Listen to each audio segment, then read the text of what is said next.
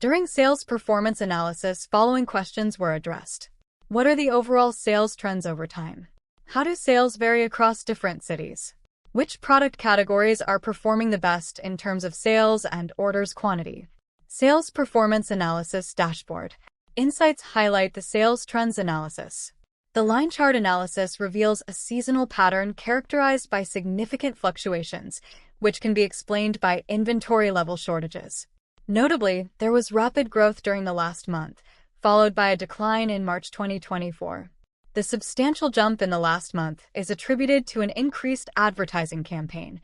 The KPI cards show that the Luxuria brand was very close to reaching its target of 2 million in sales, with 537 orders processed over the year. The interactive map highlights that London and Manchester emerge as the leading cities in terms of performance, while Bristol stays behind. Notice how the dual-axis bar chart uses colorful categories to present sales bars alongside a line for order quantities. The sales data indicates that clothing and skincare are the top-performing categories. Interestingly, the added line shows that accessories exhibit a high purchase frequency. The slicer can be used for exploring more detailed insights and filtering the data for specific analyses.